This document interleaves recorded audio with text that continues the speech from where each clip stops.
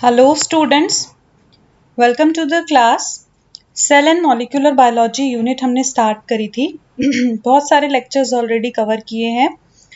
Previous lecture आप देख सकते हैं, सभी चैनल पर अपलोडेड हैं। Plasma membrane, cell wall, cell के बारे में बेसिक कॉन्सेप्ट सब कुछ ऑलरेडी एक्सप्लेन कर दिया मैंने। Prokaryotic cell, eukaryotic cell, plant cell, animal cell.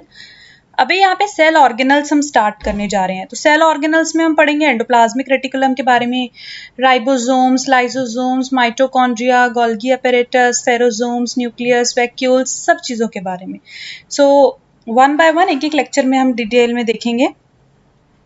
सबसे पहले आज यहाँ पे एंडोप्लाज्मिक रेटिकुलम के बारे में देखते हैं। देखो, साइटोप्लाज्म जो होता है उसमें क्या होता है, extensive network of membrane enclose spaces. और ये जो स्पेसेस हैं along with the membranes enclosing them, they are known as endoplasmic reticulum. Figure शायद मैं यहाँ पे मेंशन करना भूल गई हूँ, आई एम सॉरी, आप बुक से देख लीजिएगा, उसमें आपको ज़्यादा क्लियर हो जाएगा। तो साइटोप्लाज्म में क्या होता है, एक एक्सटेंसिव नेटवर्क होता है, मेम्ब्रेन इंक्लोज स्पेसेस, जैसे इस तरीके से होते हैं स्पेसेस, टिब्यूल्स हो गए, वेसाइकल्स हो गए, ऐसे, ठीक है, मेम्ब्रेन इंक्लोज्ड स्पेसेस। और फिर ये जो स्पेसेस होते हैं ये सब एक मेम्ब्रेन इनको इंक्लोज कर रही होती है बाहर से, है ना। कहीं ये देखो अलग अलग तरीके से होते हैं। एक वेसाइकल्स होते हैं, वेसाइकल मतलब ओवेट स्ट्रक्चर हो सकते हैं 25 से 500 माइक्रोमीटर डायमीटर तक के, है ना।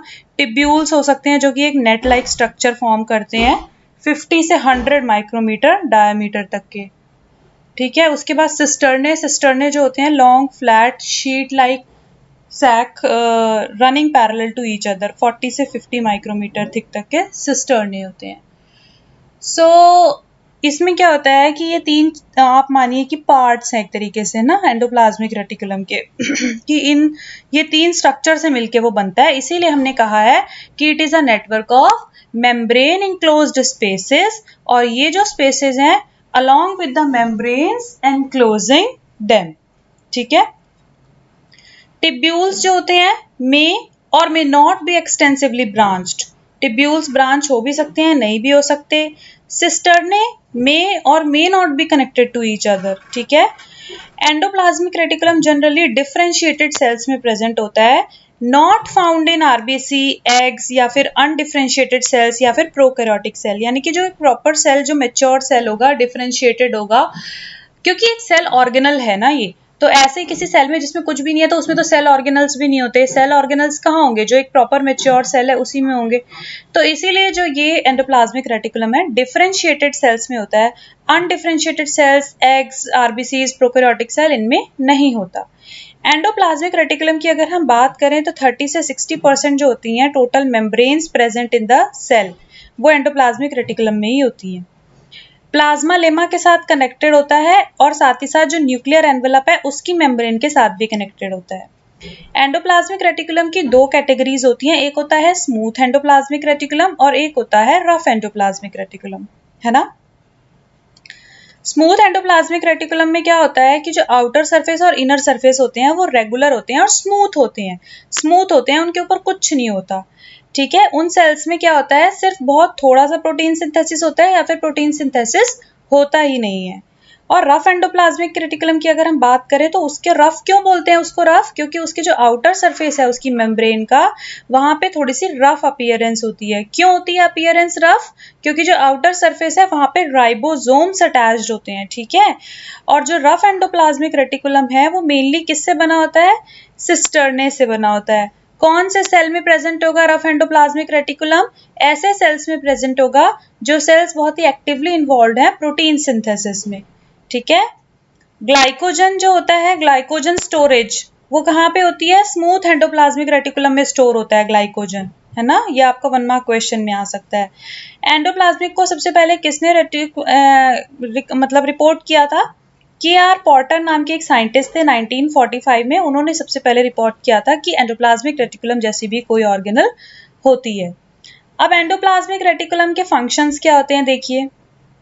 जो एंडोप्लाज्मिक रेटिकुलम है वो स्ट्रक्चरल बेस प्रोवाइड करता है, किसके लिए, प्रोटीन सिंथेसिस के लिए, कुछ हार्मोन्स के सिंथेसिस के लिए, लिपिड्स के सिंथेसिस के लिए और फॉस्फोलिपिड्स के सिंथेसिस के लिए, ठीक है।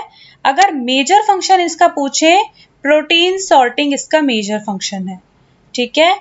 इंटरनल मैकेनिकल सपोर्ट प्रोवाइड करता है सेल को। क्या प्रोवाइड करता है? Internal mechanical support.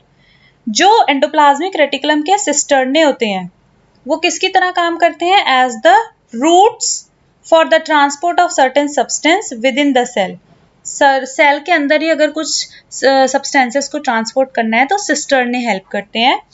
It takes part in exchange of material between nucleoplasm and cytoplasm, क्योंकि मैंने बताया था प्लाज्मा और लेमा से भी कनेक्टेड होता है और न्यूक्लियर एनवेलप से भी कनेक्टेड होता है, इसलिए न्यूक्लियोप्लाज्म और साइटोप्लाज्म के बीच में जो मटेरियल एक्सचेंज होता है उसमें बहुत इंपॉर्टेंट रोल है एंडोप्लाज्मिक रेटिकुलम का। एंजाइम्स सिंथेसिस में बहुत इंपॉर्टेंट रोल है, ठीक है। जो प्रोटीन सिंथेसाइज होता है by the ribosomes on rough endoplasmic reticulum enters the cisternae of endoplasmic reticulum. जैसे कि राइबोसोम्स पे प्रोटीन सिंथेसिस हो गया, ठीक है, क्योंकि राइबोसोम्स कहाँ अटैच थे? रफ एंडोप्लाज्मिक रेटिकुलम के ऊपर। तो फिर जब राइबोसोम्स पे प्रोटीन सिंथेसिस हुआ तो एंडोप्लाज्मिक रेटिकुलम के सिस्टर्ने के अंदर चला गया वो जो प्रोटीन सिंथेसाइज हुआ, और वहां से उस सिस्टर्ने से अब उस प्रोटीन को कहाँ ट्रांसपोर्ट होना है? गोल्गी अपैरेटस पे, और फिर वहां से वो जाएगा अपनी फाइनल लोकेशन पे, पैकेजिंग हो जाती है गोल्गी अपैरेटस में, है ना। सो मेनली यही है कि एंडोप्लाज्मिक रेटिकुलम जो होता है उसके मेम्ब्रेन के ऊपर अगर राइबोसोम्स है उसको रफ एंडोप्लाज्मिक रेटिकुलम बोलेंगे। राइबोसोम्स में प्रोटीन सिंथेसिस होगा, वो प्रोटीन सिस्टर्ने में जाएगा, सिस्टर्ने से फिर वो गोल्गी अपैरेटस में जाएगा और आगे जाके फाइनल लोकेशन पे।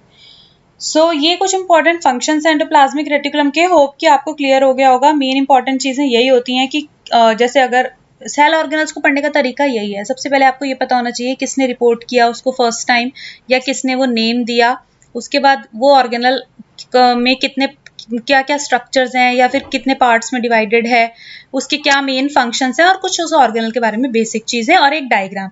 यहाँ पर मैंने डायग्राम इसका मेंशन नहीं किया, आप बुक से देख लीजिएगा। नेक्स्ट जो भी सेल ऑर्गेनल्स में पढ़ाऊंगी I will try to include the diagram also in the lecture. Okay, so hope कि आप लोग को क्लियर हुआ होगा endoplasmic reticulum. Stay tuned with the classes, concepts and notes, Academy by Ayushi. We'll see you soon in next class. Thank you.